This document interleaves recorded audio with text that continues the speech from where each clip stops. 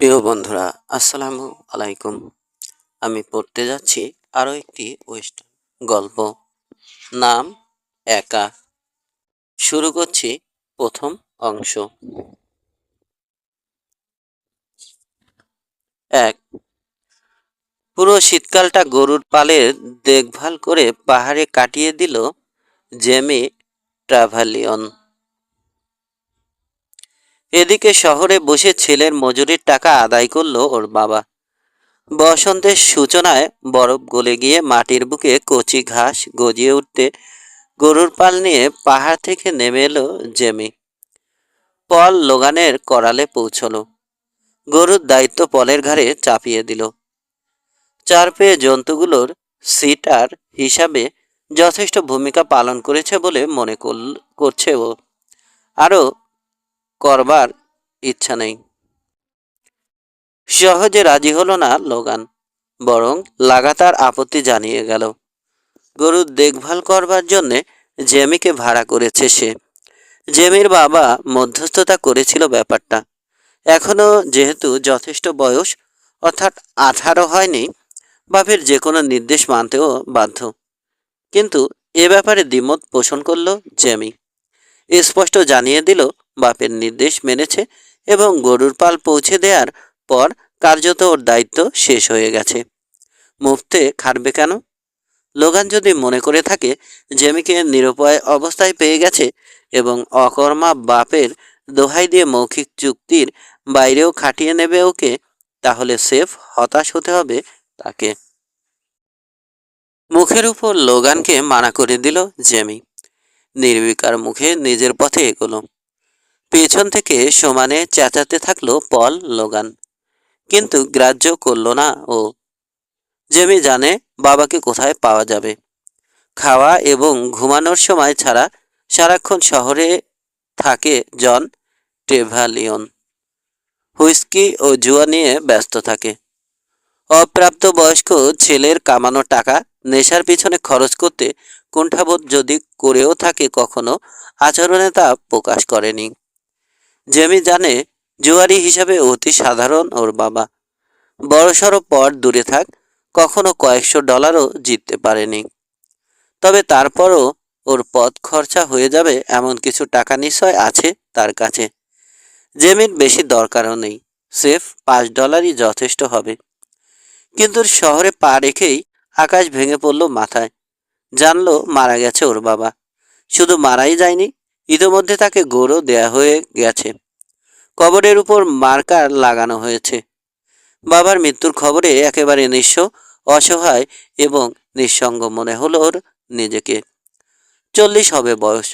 ইদানিং দিনের সিংহ ভাগ সময় যার তাসের টেবিলে কেটে যেত, তেমন মানুষ হিসাবে যথেষ্ট সুঠামদেহী ছিল। অপমৃত্যু না হলে এ বয়সে হুট করে কেউ মারা যায় না। ক্ষণিকের জন্য দিশেহারা বোধ করল জেমি। কি করবে বুঝে উঠতে পারল না। মনে চিতির ভিড় কত কি মনে পড়ছে। এখনো বিশ্বাস করতে পারছে না সত্যি মারা গেছে ওর বাবা। শহরে বেশিরভাগ লোকই আগন্তুক হলেও স্থানীয়দের অনেকে পরিচিত। জনকে চিনত এমন একজনের কাছে চলে গেল জেমি। অযথা ঘোরাঘুরি করে মূল্যবান সময় নষ্ট করছো বাছা, গম্ভীর মুখে পরামর্শ দিল লোকটা। তোমার জায়গায় থাকলে এতক্ষণে আমি তুফান বেগে ঘোড়া ছোটাতাম। বাবা মরে যাওয়ার পর এ শহরে তোমার জন্যে আছে এটা কি? আমি তো থাকবার মতো কিছু দেখতে পাচ্ছি না। বাবা কিভাবে মারা গেল? সুস্থ সবল মানুষ, আমি কিছুই বুঝতে পারছি না। এর কোনো ব্যাখ্যা বা কারণ খুঁজে পাচ্ছি না। এভাবেই মানুষ মারা যায় সান। হঠাৎ একদিন মারা যাবে সবাই জানে, কিন্তু কেউই মনে করে না শিগগিরই সময় এসে যাবে। আজীবন বেঁচে থাকবার ইচ্ছে কার না আছে? হতচ্ছাড়া এ শহর ছেড়ে চলে যাও সান। শুনেছি টেরিটরির পশ্চিমাংশে বহু খনিতে লোক নিয়োগ করা হচ্ছে, গেলেই কাজ পেয়ে যাবে। বাবা কিভাবে মারা গেল?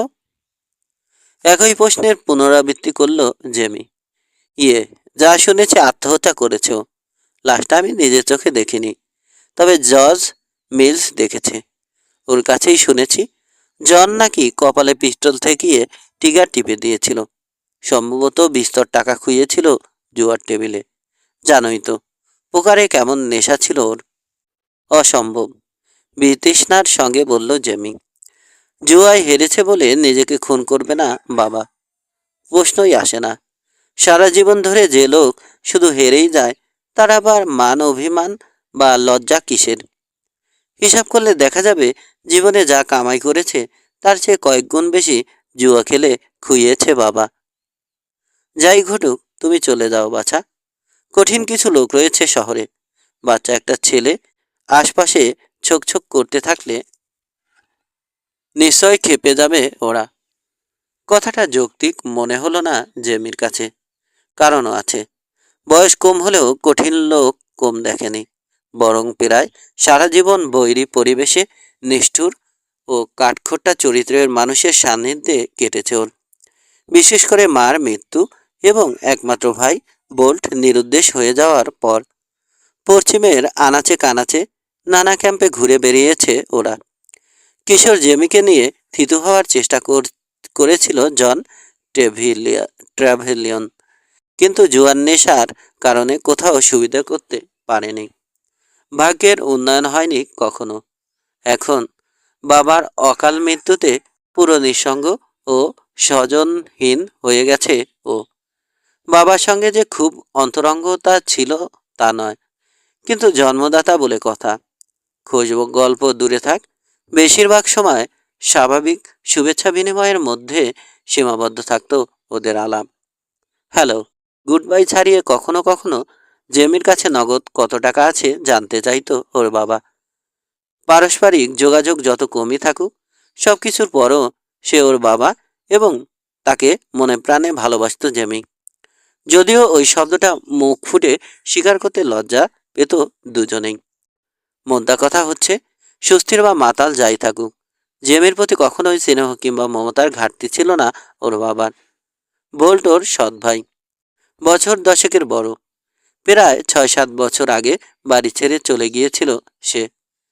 জেমির বাবার ধারণা ছিল পুরোপুরি বকে গেছে বোল্ট এবং একদিনে আউটল টেইলের বাসিন্দা হয়ে গেছে। কিন্তু এ ব্যাপারে যথেষ্ট সন্দিহান জেমি। বরং ওর কাছে উল্টোটাই মনে হয়েছে সব সময়। আগে আগাগোড়া ফুর্তিবাজ, রোমাঞ্চ প্রিয়, আমোদে ও হাসি খুশি তরুণ ছিল লেন্স। তবে সময়ে সময়ে বেপরোয়া ও কলহ প্রিয় হয়ে উঠত। কখনো কেউ ওর সঙ্গে টেক্কা দিয়ে পার পায়নি। একগুঁয়ে ও নিষ্ঠুর বলে বদনাম ছিল ওর, কিন্তু মুখ বুজে অন্যায়ও সইত না। এমনকি সেটার ভুক্তভোগী অন্য কেউ হলেও কখনো কখনো রীতিমতো উদ্যত ও দুঃসাহসী হয়ে উঠত। এমন প্রাণচঞ্চল একজন তরুণের চরিত্রে সময়ের আবর্তে আউটল হয়ে যাওয়ার মাল মশলা থাকলেও থাকতে পারে।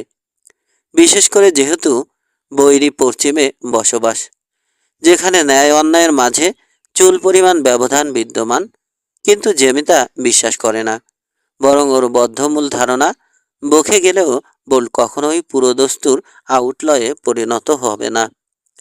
পেটে সুসর কীর্তন চলছে, যাই করুক আগে পেট পূজা সেরে নিতে হবে। বন টোন রেস্তোরাঁ শহরের অন্য প্রান্তে, মূল রাস্তা ধরে উত্তরে এগিয়ে গেলে কয়েক ব্লক দূরে। শেষ কবে যে পেট ভরে খেয়েছে মনে নেই ওর। প্রায় প্রতিবেলা সামান্য খেয়ে দিনাপাতি দিনাতি পাত করেছে পাহাড়ে থাকবার সময়। পেটের কাহিল দশা, পাকস্থলী ইতিমধ্যে ভাবতে শুরু করেছে খাদ্যনালী নামক অঙ্গটা বোধহয় কেটে দেয়া হয়েছে। জীবন কত বিচিত্র, নিখাত কষ্টের সঙ্গে ভাবল জেমি। বাপকে হারানোর প্রবল শোকের মধ্যেও পেট নিয়ে ভাবতে হচ্ছে। বন্টনে ঢুকলো, খালি দেখে এক টেবিলে বসে খাবারের ফরমাশ দিল। প্রশান্তির সঙ্গে নিজের সৌভাগ্যকে ধন্যবাদ জানালো এ কারণে যে কিছু পেনি খরচ করলে মোটামুটি পেট ভরে খাওয়া সম্ভব হচ্ছে। আকাল শুরু হয়নি এখনো। চেয়ারে শরীর এলিয়ে দেওয়ার আগ পর্যন্ত বাবাকে নিয়ে চিন্তা করবার ফুরসত হয়নি ওর। ছেলেবেলায় যাই থাকুক, কিন্তু গত কয়েক বছরে বাবার সঙ্গে ওর দূরত্ব বেড়ে গিয়েছিল। বাপ ছেলের মতো স্বাভাবিক সম্পর্ক ছিল না বললে চলে।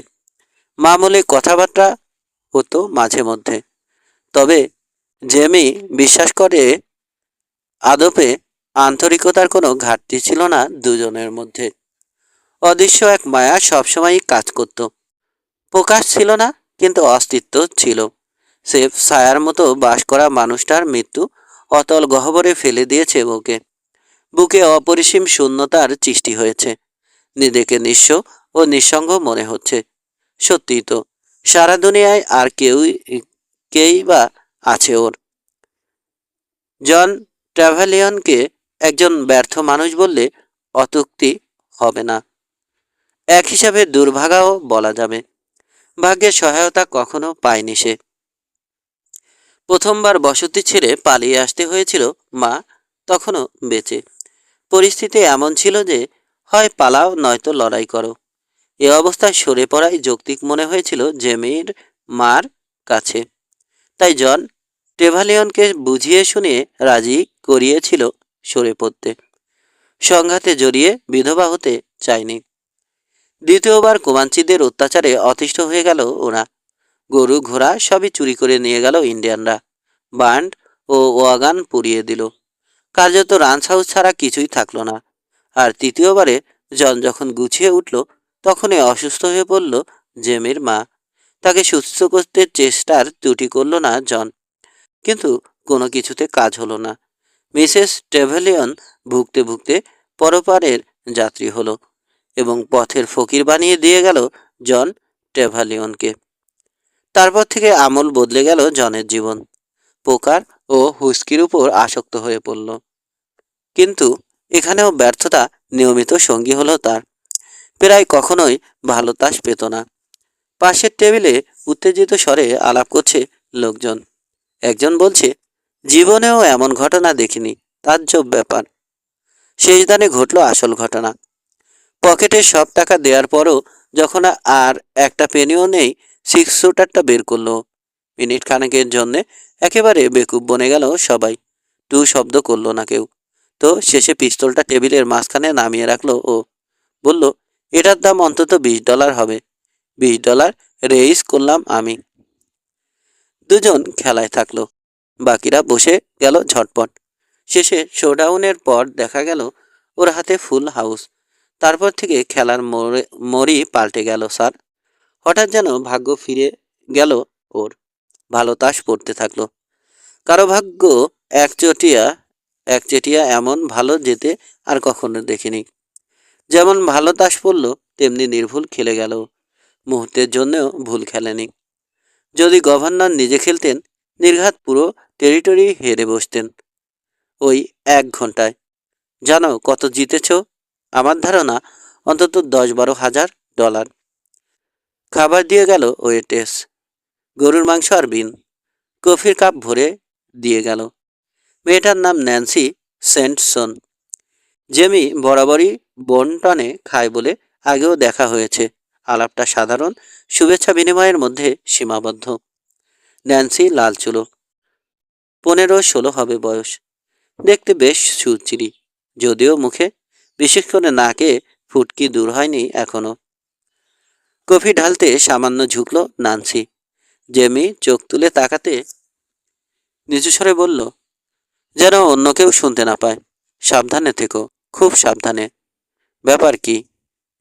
পাল্টা ফিসফিস করে জানতে চাইল জেমি। আমি তো একটা কথাও বলিনি। মুখ না চালালেও বিপদ ঘাড়ে এসে পড়তে পারে। শোনো, তোমার জায়গায় থাকলে এখানে এক মুহূর্ত দেরি করতাম না। ঘোড়ার পিঠে চড়ে এখনই শহর ছেড়ে চলে যেতাম। একবারের জন্যেও ফিরে তাকাতাম না। এখানকার কেউ আর আমার চেহারা দেখতে পেত না। কেন, কি করেছি আমি? আশ্চর্য ব্যাপার। গত কয়েক মাসে সিলভারটনের চৌহদ্দিতেও পা রাখিনি, অথচ শহরে ঢুকবার সঙ্গে সঙ্গে লোকজন লোকজন আমাকে চলে যেতে বলছে। পরামর্শটা শুনলেই ভালো করবে, আবারও সতর্ক করল নান্সি। তারপর দ্রুত পায়ে চলে গেল রান্নাঘরের দিকে। ধন্দে পড়ে গেছে জেমি। বহুদিনের চেনা সিলভারটনকে আজ অচেনা মনে হচ্ছে। পল লোগান থেকে শুরু করে প্রায় সবারই আচরণ অদ্ভুত লাগছে। কারোর দিকে একটা আঙুল তোলা দূরে থাক, নির্দিষ্ট উদ্দেশ্য নিয়ে তাকায়নি, নিজের ধান্দায় রয়েছে। অথচ ওকে শহর ছেড়ে চলে যেতে বলা হচ্ছে। সবচেয়ে বড় কথা, মাত্র কয়েক মিনিট আগে বাবার অস্বাভাবিক মৃত্যুর খবর পেয়েছে, কিন্তু ওকে বিদায় করতে পারলে যেন বাঁচে এরা। কোনো একটা অসঙ্গতি আছে যেটা ও ধরতে পারছে না। ভরকে যায়নি জেমি, বরং সন্দিহান হয়ে পড়েছে। শহর ছেড়ে চলে যাওয়ার চিন্তা হাস্যকর মনে হচ্ছে ওর কাছে। যৌক্তিক কারণটা না জানা পর্যন্ত ধারণাটা বিবেচনা করতেও রাজি নয়।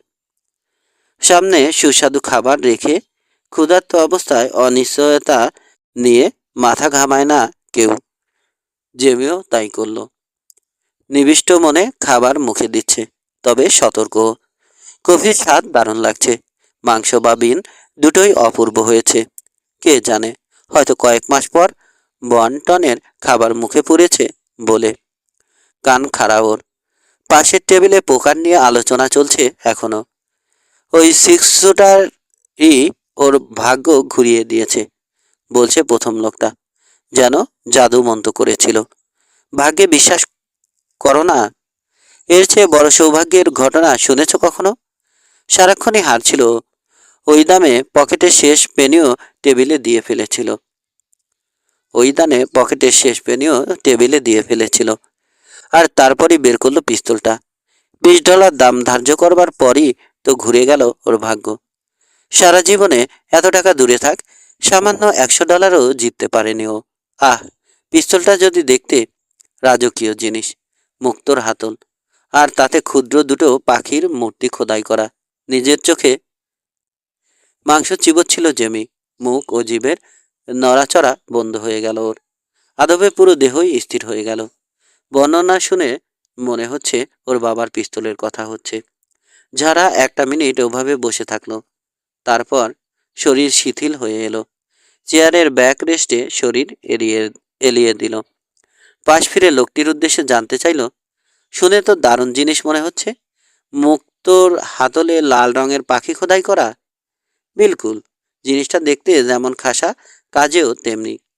যেহেতু ওটা নিয়ে খেলতে শুরু করবার সঙ্গে সঙ্গে তেমনি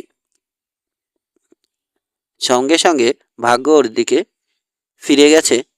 বিস্ময়ের ব্যাপার, এরপর ভাগ্য ওর দিকে পারেনি কেউ। পিস্তল সেফার আর কোনো দানি জিততে জিততে পারেনি।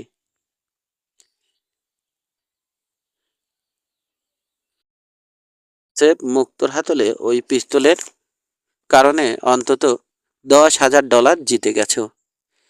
চেনো নাকি লোকটাকে? জানতে চাইল জেমি। মনে যে সন্দেহ ধুকপুক করছে সেটা সম্পর্কে নিশ্চিত হয়ে নিতে ইচ্ছুক। উত্তেজিত সেই দর্শক মাথা নাড়তে ফের জিজ্ঞেস করল, মাঝারি গড়নের মানুষ? গোপলা? গোপ ছিল বটে, তবে মাঝারি গড়নের নয়, বরং বেশ লম্বা ও সিপসিপে দেহি বলতে হবে ওকে। পরনে ছিল প্রিন্স আলবার্ট কোট, কালো ফ্রক কোট আর কি। সরু চোখে জেমিকে দেখল সে। চেনো লোকটাকে? পরিচিত মনে হচ্ছে। শৌখিন বা কারুকাজ করা পিস্তলের প্রতি বেশ ঝোঁক আছে আমার, তাই খোঁজ খবর রাখি। মুক্তোর হাতলে পাখির মূর্তি খোদাই করা পিস্তলটা নিশ্চয় দেখতে ভারী সুন্দর ছিল, সংগ্রহে রাখবার মতো জিনিস। আর সেটা যদি কারো জন্য সৌভাগ্য নিয়ে আসে, বোধহয় মোটেই অস্বাভাবিক হবে না, কি বলো? শুধু সৌভাগ্য? সৌভাগ্যে 16 কলা পুণ্য একেই বলে। মাত্র 1 ঘন্টায় 10-12 হাজার ডলার জিতেছে। তার চেয়েও বড় ব্যাপার হচ্ছে, উত্তরে কোথাও বড়সড় একটা আউটফিটও জিতে নিয়েছে ও। একেবারে যেখানে যা আছে তা সহ। ডিটটা নিজের চোখে দেখেছি। কারো ভাগ্য এত ভালো যেতে দেখিনি আমি। লোকটা যে খুব পাকা জুয়ারি তা নয়, বরং বেশ কয়েকটা ভুলই করেছিল। কিন্তু ওই যে বললাম, ভাগ্য পক্ষে থাকলে কে ঠেকায়? সবসময় সেরা তাস পেতে থাকলো এবং একের পর এক দান জিততে থাকলো। রেস্তোরাঁর অন্য খদ্দেররাও আগ্রহী হয়ে পড়েছে। প্রায় সবাই শুনছে লোকটার কথা। কেউ কেউ সরাসরি তাকিয়ে আছে, কিন্তু অন্যরা যারা তাকায়নি অথচ কান খাড়া করে শুনছে ঠিকই। লোকটা এত ভালো তাস পাচ্ছিল, চার প্রতিদ্বন্দ্বীর প্রত্যেককে ফতুর করে ছেড়েছে। আমার তো মনে হয় সেদিন দুনিয়ার সব টাকাই জিতে যেত, যদি অন্যদের কাছে তা থাকতো। আলোচনা চলতে থাকলো। খাওয়ার ফাঁকে ভাবছে জেমি। তবে কোনো সিদ্ধান্তে বা উপসংহারে পৌঁছতে পারেনি। শরীরটা যত দ্রুত চলে ওর, মাথা ঠিক সেভাবে চলে না। যতটা ক্ষিপ্ত বা স্বতঃস্ফূর্ত ও, চিন্তাভাবনায় ঠিক ততটাই আড়ষ্ট ও চলত। যে কোনো সমস্যায় চট করে সিদ্ধান্ত নিতে পারে না, বরং আগে নানা দৃষ্টিকোণ থেকে সমস্যাটাকে বিশ্লেষণ করে, একাধিক সম্ভাব্য সমাধান চিন্তা করে করে করে এবং শেষে সময় নিয়ে সব যাচাই বাছাই করে তবেই সিদ্ধান্তে পৌঁছায়। কেউ কেউ এত বিচার বিশ্লেষণের মধ্যে যায় না, দ্রুত ভাবতে পারে বলে সিদ্ধান্ত নিতেও দেরি করে না। যতটুকু বুঝতে পারছে জেমি, এটা বহু পুরানো ও সাধারণ ঘটনা। এর মধ্যে কোনো ঘোরপ্যাচ বা জটিলতা নেই। হঠাৎ করে $10,000 জিতে নিজের চরম সর্বনাশ করে বসেছে সে। লোভী কোনো মানুষের প্রতিহিংসার শিকার হয়েছে, কিংবা হয়তো প্রতিদ্বন্দ্বীদের কারো নিষ্ঠুরতার বলি হয়েছে। পকেট ভরা ডলার নিয়ে খেলা শেষে বাড়ি ফিরে যাওয়ার সময় অন্ধকার থেকে একটা গুলি ছুটে এলে কার কি করবার আছে, এমনকি যদি সে পিস্তলে দক্ষ হয়। বাবার জন্য দুঃখ হচ্ছে ওর, তবে নিজের জন্যে যে আরও বেশি দুঃখ হবে সেটা তখনই বুঝতে পারল না। বোঝা সম্ভবও নয়।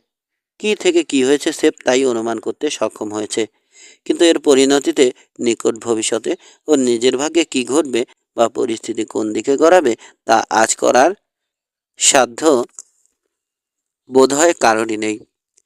যেহেতু বাবার মৃত্যুশোক কাটিয়ে উঠবার আগেই সেই মৃত্যুতে নিষ্ঠুরতা, বিদ্বেষ ও পাশবিকতার গন্ধ পাচ্ছে। উপরন্তু সিলভারটন শহরের বাতাসে বিপদের পূর্বাভাস, সময় থাকতে প্রাণ বাঁচানোর একাধিক পরামর্শ পেয়ে গেছে। বাবার জন্য দুঃখ করা এক অর্থে বোধহয় ঠিক হবে না, তিক্ত মনে ভাবল জেমি। কারণ সারা জীবনে যা করতে পারেনি, মৃত্যুর কিছু সময় আগে পোকারে প্রায় $10,000 এবং একটা এসপেড জিতে নিয়েছিল সে। এমন সৌভাগ্য কজনের হয়? জন ট্রেভেলিয়ন তার সারা জীবনে পোকারে সাফল্যে $100 জিতেছে কিনা সন্দেহ। এমন একচটিয়া সৌভাগ্য কারো দেখা যায় না, প্রায় অসম্ভব বলা চলে। সেক্ষেত্রে জেমির বাবাকে সৌভাগ্যবানই বলতে হবে, যেহেতু জয়ী বেশে মৃত্যুবরণ করেছে। যদিও কেউ আশা করেনি ওর বাবা জিততে পারে, বিশেষ করে এভাবে, কিন্তু বাস্তবে তাই ঘটেছে। $10,000 জিতে আজ যদি বেঁচে থাকতো, নির্ঘাত ওই টাকা আগামী কয়েকদিনে জুয়ার টেবিলেই খুইয়ে বসত। এ নিয়ে কোনো সন্দেহ নেই জেমির। বাবাকে খুব ভালো করে চিনত। তাই ভাগ্যবান জয়ীর বেশে পৃথিবী থেকে বিদায় নিয়েছে জন ট্রেভালিয়ন। ব্যাপারটা সান্ত্বনার হতে পারে, কিন্তু মাথায় গুলি খেয়ে মৃত্যু, এটাকেও সৌভাগ্য বলা যায় না নিশ্চয়ই। পরিচিত একজন জানিয়েছে আত্মহত্যা করেছে ওর বাবা, যা সব অর্থেই অবিশ্বাস্য ও হাস্যকর। $10,000 জিতে কেউ আত্মহত্যা করে না। জন ট্রেভালিয়ন তো নয়। চরম হতাশা ও দুর্ভাগ্যের সময়ও যে অবিচল ছিল, পোকারে প্রতিদিন হেরেও গ্রাহ্য করত না। তার পক্ষে বিস্তর টাকা জিতে আত্মহননের পথ বেছে নেয়া অস্বাভাবিক বই কি। তাছাড়া বাপকে চিনত, জানত পোকারের ওই দুর্বলতা ছাড়া বাকি যে কোনো ব্যাপারে জন ট্রেভেলিয়ন যথেষ্ট দীর্ঘচেতা ও আত্মবিশ্বাসী মানুষ ছিল। সেক্ষেত্রে নিশ্চিতভাবে বলা যায় বেঘরে মারা পড়েছে সে। কেউ একজন খুন করেছে তাকে। কার বুলেটে মৃত্যু হলো, ট্রিগার টেনেছিল কে? আরও একটা গুরুত্বপূর্ণ ব্যাপার রয়ে যাচ্ছে, মৃত্যুর সময় কি বাবার সঙ্গে সব টাকাই ছিল? ওগুলো যদি বেহাত না হয়ে থাকে, নিশ্চয় করোনারের কাছে আছে। লোকজন কেন ওকে শহর ছেড়ে চলে যাওয়ার পরামর্শ দিচ্ছে, তার নেপথ্যের কারণটা এবার ধরতে পারছে জেমি। ওর মঙ্গল কামনা করছে সবাই, চায় না বাপের মতো একইভাবে অপঘাতে মৃত্যু হোক জেমির কিংবা অন্য কারো। জন টেভলিয়নের মৃত্যু রহস্য নিয়ে ঘাটাঘাটি করতে গেলে নির্ঘাত সংঘাত বাঁধবে এবং তাতে দুই পক্ষের যে কেউ খুন হয়ে যেতে পারে। এর রেশ ধরে শহরবাসীও যদি জড়িয়ে পড়ে, একটুও বিস্ময়ের কিছু থাকবে না। শেষ পর্যন্ত হয়তো 1-1.5 ঘণ্টা লাশই গোড় দিতে হবে। কিন্তু জেমি শহর ছেড়ে চলে গেলে সংঘাত ও হানাহানির কোনো সম্ভাবনা থাকে না। ওই লোকের ব্যাপারে আর কিছু জানো নাকি? উৎসুক স্বরে জানতে চাইল জেমি। মনে মনে হিসাব কষছে, ঘটনার পুরো চিত্র কল্পনা করল। আলগা কয়েকটা সুতো রয়ে যাচ্ছে, যা ওকে জোড়া লাগাতে হবে। $10,000 জিতে কোথায় গেল সে? খেলা শেষ হওয়ার পর দুই গেগ গ্রিল 2 পেগ গিলল লোকটা, যেন বিশ্বাস করতে পারছিল না নিজের সৌভাগ্যকে। মুখ গম্ভীর হলেও ভিতরে ভিতরে খুব সন্তুষ্ট দেখাচ্ছিল ওকে। বারকিপের সঙ্গে গল্প করলো কিছুক্ষণ, তারপর এখানে এসে রাতের খাবার খেলো। জানোই তো, বেশ রাতেও খোলা থাকে বন্টন। তারপর কি হলো জানো? তখনই উত্তর দিল না লোকটা। গোগা সে খাবার গিলছে, তবে সবার মনোযোগের কেন্দ্রবিন্দু হওয়াই যেন বেশি উপভোগ করছে, ইচ্ছে করে সময় ক্ষেপণ করছে। কি যেন বলছিলাম, হ্যাঁ, বন্টন থেকে বেরিয়ে কোথায় গেল লোকটা? আমি অবশ্য এখানে ছিলাম না, তবে যা শুনেছি ওর বাড়ি ছিল শহরের দক্ষিণ মাথায়, সম্ভবত ওদিকেই যাচ্ছিল। বড়জোর 20-30 ফুট গেছে, তখনই একটা গুলি শব্দ হলো। বেশ রাত বলে রাস্তায় লোকজন ছিল না। সেলুন থেকে দৌড়ে বের হলাম আমরা। গিয়ে দেখি রাস্তায় পড়ে আছে সে। ধারে কাছে কাউকে দেখলাম না। এক ভবঘুরে ছাড়া কেউ কিছু বলতেও পারল না। অজ্ঞাতা লোকজন ধরাধরি করে ওকে নিয়ে গেল জজ মিলসের অফিসে। সেই তো এখানকার করোনার, তাই না? সিলভারটনে যেহেতু এখন কোনো মার্শাল নেই, কি একটা কাজে কাউন্টিতে গেছে। লাশের সৎকার ও অন্য আনুষ্ঠানিকতা সারবার কাজ জজের উপর বর্তে গেল। শুনেছি দুপুরের আগেই লাশ গোরো দিয়ে ফেলেছে জজ। লাশটা দেখেছো তুমি? জেমির প্রশ্ন। কি মনে হয়, চিন্তাই করতে ওকে খুন করা হয়েছে? পিছন থেকে মাথায় গুলি করা হয়েছে। ক্ষতের ছাই দেখে যা বুঝেছি, গুলিটা বেশ দূর থেকে করা হয়েছে। সম্ভবত রাইফেল ব্যবহার করেছে খুনি। জানি না খুনির কি উদ্দেশ্য ছিল, কিন্তু আমি যা বুঝেছি। নিচু হয়ে গেল লোকটার কণ্ঠ। বোঝা গেল সবাইকে নিজের মতামত জানতে দিতে রাজি নয়। অন্য কোনো কারণে খুন হয়েছে ট্র্যাভেলিয়ন। পূর্বশত্রুতার জের হতে পারে। তবে পোকারে জিতে নেয়া টাকা হাতিয়ে নেয়ার ইচ্ছে যদি কারো থেকেও থাকে, সফল হয়নি সে। কারণ গুলি হওয়ার পরপরই ঘটনাস্থলে পৌঁছে গিয়েছিলাম আমরা। লাশের কাছাকাছি কাউকে দেখিনি। খুনি অন্তত 50 গজ দূর থেকে গুলি করেছে। ওই দূরত্ব পেরিয়ে লাশের কাছে যাওয়ার আগেই সেলুন থেকে বেরিয়ে গেছি আমরা। পৌঁছে গিয়ে দাঁড়াতে লাশ দেখা যাচ্ছিল। আরও একটা ব্যাপার, বন্টনের পাশে যে স্টবল আছে, ওটার পৌঁছে বসেছিল এক ভবঘুরে। পুরো ঘটনা দেখেছে সে। ওর বর্ণনা অনুযায়ী প্রায় মাঝরাতে বন্টন থেকে বেরিয়ে ওদিকে হেঁটে যাচ্ছিল এক লোক। আচমকা হুমড়ি খেয়ে পড়ে যায় সে এবং পরপরই গুলির শব্দ হয়। সেলুন বা বন্টন থেকে বের হওয়া লোকজনের আগে লাশের কাছে যায়নি কেউ। কিছুটা হলেও পরিষ্কার হয়ে আসছে। লোকটা সম্ভবত বাড়িয়ে বলেনি। তার কথায় যা বোঝা যাচ্ছে, মৃত্যুর সময় ওর বাবার সঙ্গে ছিল পোকারে জিতে নেওয়া টাকা। যদি না বারকিপ বা বন্টন রেস্তোরাঁয় পরিচিত কারো কাছে হেফাজত রেখে থাকে। যদি তাই হয়, আর কেউ না জানুক, জজ মিলস অবশ্যই টাকার হদিশ জানে। করোনার হিসাবে লাশ পরীক্ষা ও সৎকারের সমস্ত ব্যবস্থা সেই করে। সেলুনের সেই বারকিপের সঙ্গে কথা বলতে হবে, অন্তত খোঁজ নিতে তো অসুবিধা নেই, ভাবল জেমি। পরে কোথায় তোমাকে পাওয়া যাবে ফ্রেন্ড, জানতে চাইল। কেন? আমি জন ট্র্যাভেলিয়নের ছেলে। হতবম্ব দৃষ্টিতে ওকে দেখল লোকটা। তারপর স্মিথ হাসল। আচ্ছা, আমি ডার্বি নিকোলস, রেলরোডের ফোরম্যান। ডুরাঙ্গো থেকে ট্রেন চলাচল শুরু হয়েছে 2 মাস আগে। লাইনে কিছু সমস্যা হয়েছিল, আমি ওটা দেখতে এসেছি। আরও 2 দিন থাকবো এখানে, তবে সবসময় আমাকে ডুরাঙ্গই পাবে। প্রয়োজন হলে রেল রোড অফিসে তার করে দিও। ডার্বি নিকোলাসকে ধন্যবাদ জানিয়ে উঠে পড়ল জেমি। বিল মিটিয়ে বন্টন থেকে বেরিয়ে এলো। বাবা কোন সেলুনে আড্ডা দিত জানা আছে ওর, বারকিপও পরিচিত। সেখানে গিয়ে ঢুকলো। মিনিট 5 আলাপ করে নিশ্চিত হয়ে গেল আগের রাতের ঘটনা সম্পর্কে। এখানে কারো কাছে টাকা জমা রাখেনি ওর বাবা। রাস্তায় বেরিয়ে এসে দুদিকে উৎসুক দৃষ্টি চালালো। জাস্ট টেন্ডি মিলসের অফিসটা বন্টনের উল্টো দিকে। শুধু আইনজ্ঞই নয়, সে কাউন্টি করোনার হিসাবেও দায়িত্ব পালন করে। হোটেলের নিচতলায় মিলসের অফিস। পড়ছে আরামদায়ক চেয়ারে শরীর এলিয়ে বসেছিল সে। ঠোঁটে ঝুলছে সুগন্ধি একটা সিগার। রৌদ্র উজ্জ্বল রাস্তা ধরে জেমিকে এগিয়ে যেতে দেখতে পেল সে। চোখ কুঁচকে তাকিয়ে থাকলো। নিজের করুণ দশা দেখতে না পেলেও পূর্ণ সচেতন জেমি। রোববারের আনুষ্ঠানিক পোশাক নেই পরনে, মুখেও টানা পরিশ্রম ও ক্লান্তির ছাপ। যে কয়টা কাপড় আছে ওর, সবই পরে ফেলেছে গত কয়েকদিনে। পরিচ্ছন্ন কাপড় নেই, কম্বল ফুটো করে পঞ্চর মতো ব্যবহার করছে। মলিন পোশাকে করুণ ও বিধ্বস্ত দেখাচ্ছে ওকে। দেখাবে না কেন? পুরো শীতটা পাহাড়ে একা কাটিয়েছে, খৌরি করেনি। মুখে দাড়িগোফের জঙ্গল। বয়স কম বলে এখনো ঘন হয়নি, তবে কয়েক মাস ছুরিকাছি না চালানোয় খুব অবিন্যস্ত দেখাচ্ছে ওগুলো।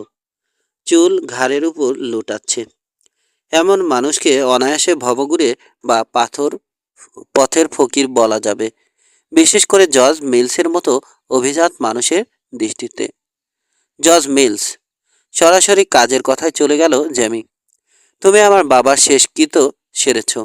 বাবা রেখে যাওয়া জিনিসপত্র নিতে এসেছি আমি। ঠায় বসে থাকলো জজ।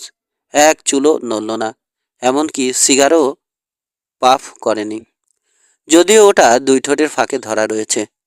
শেষে 2বার চোখ পিটপিট করলো সে। ঠোঁট থেকে সিগার সরিয়ে অবাক স্বরে বলল, আচ্ছা, তুমি তাহলে টেভলিয়নের ছেলে? যা চেহারা সুরত, বাপকা বেটাই মনে হচ্ছে। নিচু স্বরে স্বগোক্তি করল, তবে এত নিচু নয় যে জেমি শুনতে পাবে না, বরং যেন ইচ্ছে করে কথাটা ওকে শুনিয়ে দিল জজ। তার কণ্ঠের ভৎসনা বা তাচ্ছিল্য স্পষ্ট। নিশ্চয় জানো তেমন কিছুই ছিল না তোমার বাবার, বলে গেল জজ। আসলে কে না জানে। গেল বছরটা শুয়ে বসে কাটিয়ে দিয়েছে জন। বলতে গেলে কোনো কাজই করেনি। ওহো, একটু ভুল হলো। কাজ একটাই করেছে, যেটা কিনা খুব ভালো জানতো সে। পোকার খেলে সব খোয়ানো।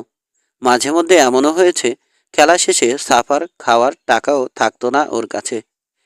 মৃত্যুর সময় ওর কাছে সাফল্য সাফল সাকল্যে ছিল $3.06। বোঝো তাহলে অবস্থা। নিজ খরচে ওর শেষকৃত্য করেছি আমরা। সম্পত্তি বলতে ওই সামান্য কটা টাকা ছাড়া সোনার একটা ঘড়ি আর একজোড়া 6 শুটার ছিল ওর কাছে। পিস্তলের একটা ছিল কোমরে গুজে রাখা, অন্যটা হোলস্টারে। প্রকাণ্ড শরীরে ঝাঁকি তুলে সিধে হলো জজ। নিষ্পৃহ ভঙ্গিতে তাকালো জেমির উদ্দেশ্যে। এসো, নিয়ে যাও তোমার বাপের সাধের জিনিসপত্র। ওগুলো বুঝিয়ে দিতে পারলে ঝামেলা থেকে বেঁচে যায়। চেয়ার ছেড়ে উঠে দাঁড়ালো জজ। জেমির আগে আগে এগোলো। বিশালদেহী মানুষ টেডি মিলস, দোহারা বলা যায়। 6 ফুট সারিয়ে কয়েক ইঞ্চি হবে লম্বায়। লোকে তাকে ভুঁড়িওয়ালা দত্ত বলে ডাকে। নামটা দ্বৈত অর্থেই সার্থক। ভুঁড়ি আছে বটে, তবে দত্তের মতোই বিশালদেহী আর শক্তিশালী মানুষ জজ।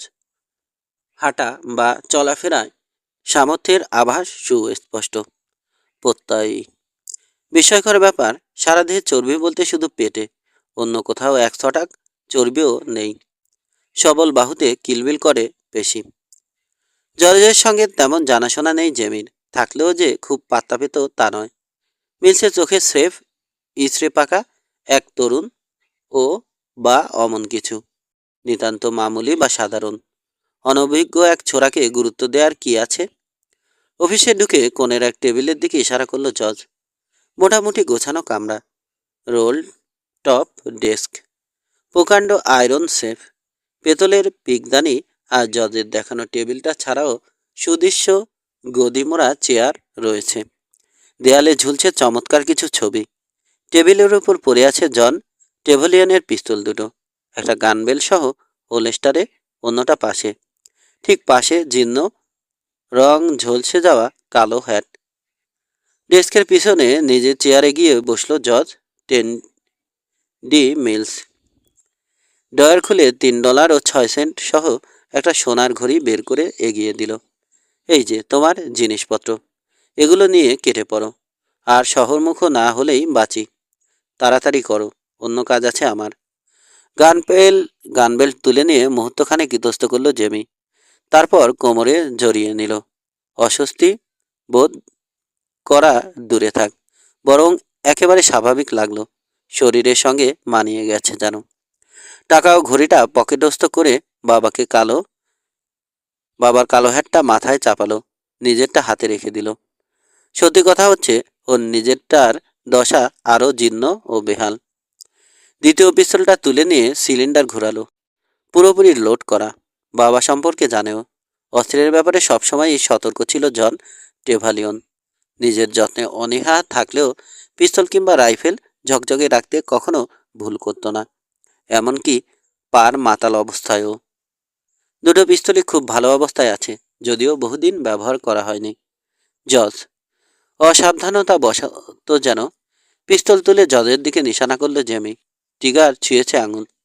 তুমি বোধহয় একটু ভুলো মোনা, অন্তত আমার কাছে তাই মনে হয়েছে।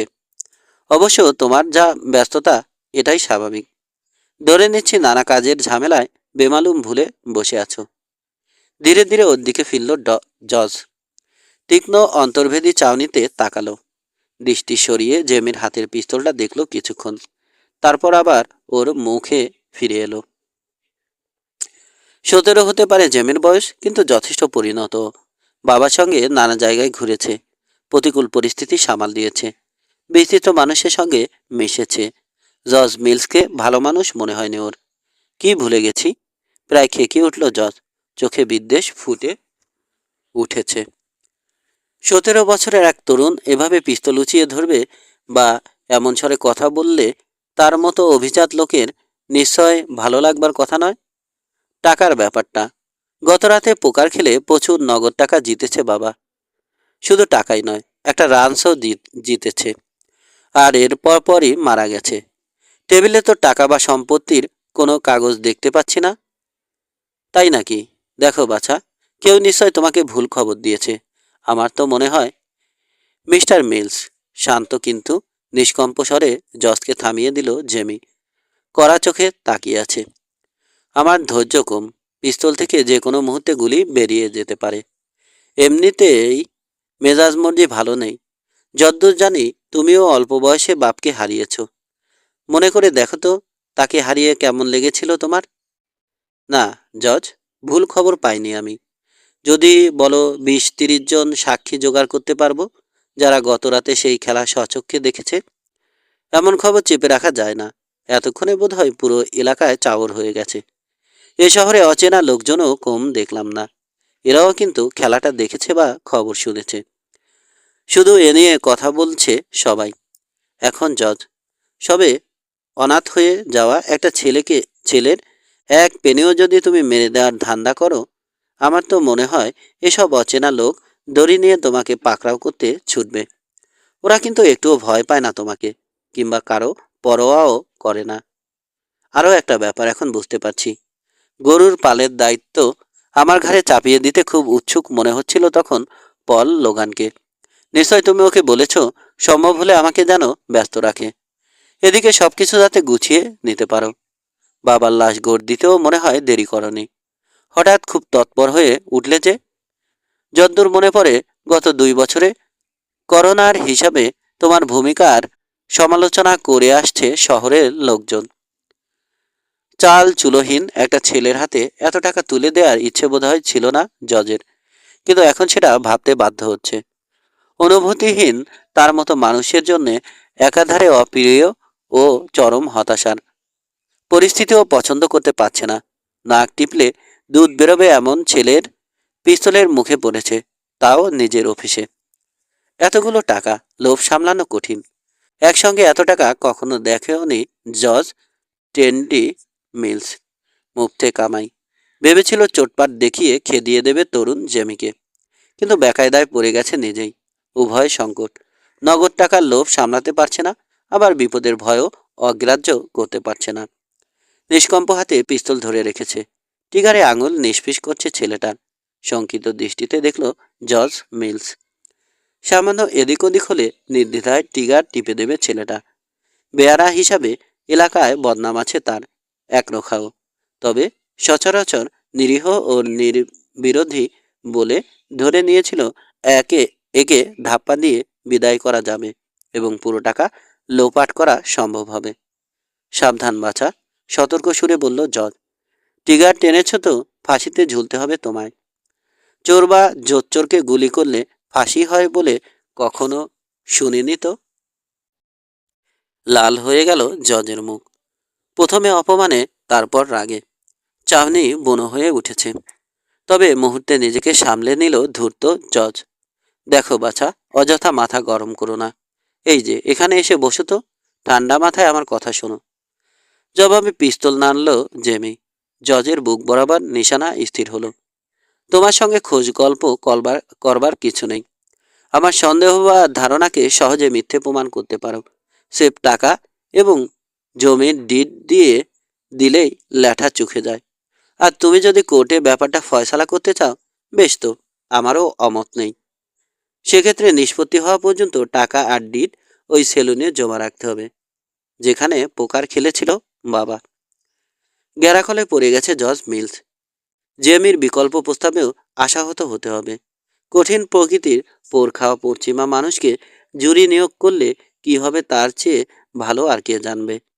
এদের বেশিরভাগ সৎ ও নিরীহ মানুষ, জেনে শুনে অন্যায় হতে দেবে না। তাছাড়া প্রায় প্রত্যেকে গতরাতে জন টেভলিয়নের অবিশ্বাস্য জয়ের ঘটনা চাক্ষুষ করেছে বা শুনেছে। নির্দ্বিধায় জেমির পক্ষে রায় দিয়ে দেবে, জোচ্চোর প্রমাণিত করবে তাকে। এতগুলো টাকা হাতছাড়া করবে?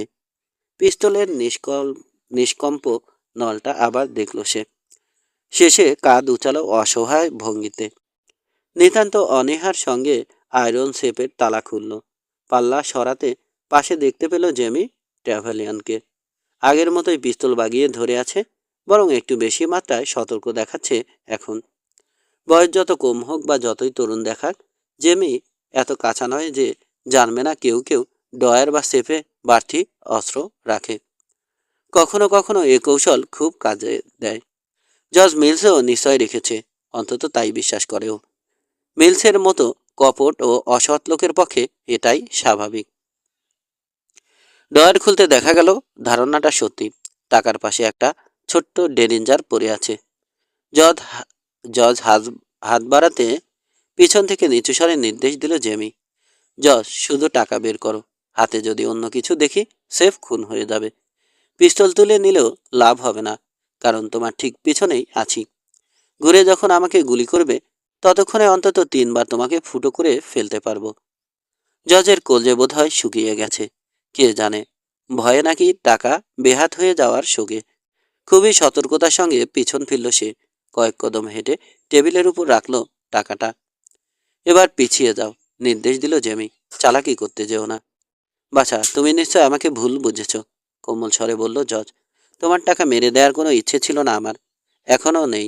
প্রাপ্তবয়স্ক হওয়া পর্যন্ত সেফ আমার জিম্মায় রাখতে চেয়েছি। জজ বা করোনার হিসাবে সেটা আমার দায়িত্বের মধ্যে পড়েও বটে। সত্যি বলতে কি, জেমির ধারণা ব্যাপারটা তৎক্ষণাৎ তার মাথায় এসেছে। ভাবছি তোমার অভিভাবক হিসেবে দায়িত্ব পালন করব। কোর্টের আনুষ্ঠানিকতার সাথে 2 দিন লাগবে। হাসল সে। জেমির মনে হলো হাসিটা জিভ দিয়ে চেটে দুধের স্বাদ পাওয়া বিড়ালের মতো। মাত্র কৈশোর পেরোনো একটা ছেলের কাছে নগদ এত টাকা থাকা ঠিক হবে না। তোমার নিজের জন্যও এটা বিপজ্জনক হতে পারে। পরামর্শ দরকার হবে তোমার। ভাবছি তোমাকে স্কুলে পাঠিয়ে দেব। কিছু পড়াশোনা করা উচিত, তাই না? কোর্ট যাই বলুক, তুমি আমার অভিভাবক নও, কখনো হবেও না, স্পষ্ট জানিয়ে দিল জেমি। ওহো, বরং উল্টোটা। চওড়া হাসি দেখা গেল জজের মুখে। নিজের উপর সন্তুষ্ট সে, আশাবাদী হয়ে উঠেছে। এভাবে হয়তো জেমিকে পটাতে পারবে। এখনই কাগজপত্র তৈরি করতে বসবো। অভিভাবক হিসাবে দায়িত্ব নেব আমি। তোমার হয়ে পুরো টাকা লাভজনক কোনো খাতে বিনিয়োগ করব। মিছে স্বপ্ন দেখে লাভ নেই জজ, কাঠখোট্টা স্বরে জানিয়ে দিল জেমি। যথাসাধ্য চেষ্টা তো করেছো, এখনো বুঝতে পারছো না? হাতটা শেষেও খালিই থাকবে তোমার।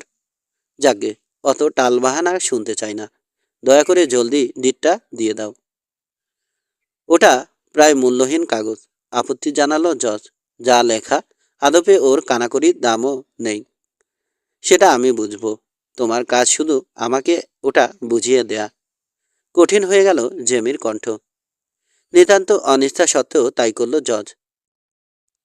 আমসি হয়ে গেছে মুখ। ডিটটা দেওয়ার বিন্দুমাত্র ইচ্ছে ছিল না, কিন্তু উপায়ও নেই। ইতোমধ্যে পিস্তলের হামার সরিয়ে দিয়েছে জেমি। দেখেছে সে, এত কাছ থেকে গুলি লক্ষ্যভ্রষ্ট হওয়ার সম্ভাবনা নেই, বরং বড়সড় সাইজের একটা গর্ত তৈরি হবে, যা দিয়ে অনায়াসে মুঠি ঢুকিয়ে দেয়া যাবে। বেতাল কিছু করবার ইচ্ছে থাকলেও জেমির শক্ত মুখ ও টিগারে নিষ্পিস করতে থাকা আঙুল দেখে ইচ্ছেটা সেফ হজম করে ফেলল। ধীর পায়ে পিছিয়ে গেল জেমি, সতর্ক সতর্ক দৃষ্টি রেখে জজের উপর। অফিস থেকে বেরিয়ে পড়ছে পা রাখল। বাইরে থেকে দরজার খিড়কি লাগিয়ে দিল। মিনিট দুয়েক জজকে অফিসে আটকে রাখতে পারলে মন্দ হবে না। চেঁচামেচি শুরু করলে কেউ না কেউ দরজা খুলে দেবে। কিন্তু ততক্ষণে অনেকটা পথ এগিয়ে যেতে সক্ষম হবে জেমি। জজ সঙ্গে সঙ্গে ওকে অনুসরণ করলে পারবে না। এ কয়েক মিনিট খুবই গুরুত্বপূর্ণ ব্যাপার হয়ে দেখা দেবে। দ্রুত পায়ে রাস্তায় বেরিয়ে এলো ও চটজলদি স্যাডলে চাপল। রোয়ানটা ক্লান্ত, কিন্তু তারপরও ওটাকে খাটাতে হবে। বোধহয় জেমির বিপদ আজ করতে পেরেছে ওটা। ইস্পাত দাবাতে আতঙ্কিত খরগোশের মতো ছুটল। শহরে ঢুকবার বা বেরোবার আলাদা দুটো রাস্তা আছে। এর যে কোনো একটা ধরে যাওয়াই স্বাভাবিক। তাই এর কোনোটাই ধরল না জেমি। যে উপত্যকায় গরু জড়ো করেছিল সেদিকে এগোলো। জেমির ধারণা ওখানে ওকে খুঁজতে যাবে না কেউ, সম্ভাবনা একেবারে কম। এর কারণ জেমি ছাড়া জায়গাটা সম্পর্কে প্রায় কেউই জানে না। দ্বিতীয়ত, যাওয়ার পথে পল লোগানের করাল অতিক্রম করতে হবে না। সেক্ষেত্রে মোটামুটি ধরে নেওয়া চলে সবার অগোচরে পাহাড়ি উপত্যকায় চলে যেতে পারবেও। শীতের দীর্ঘ সময় উপত্যকায় কাটিয়েছেও। রোয়ানটাও চিনে ফেলেছে পথঘাট, তাই কোনো রকম তাগিদ ছাড়াই নিজে থেকে এগোচ্ছে। দুলকি চালে ছুটছে এখন। দুবার পিছন ফিরে তাকালো জেমি, কিন্তু টেইলে কাউকে দেখতে পেল না।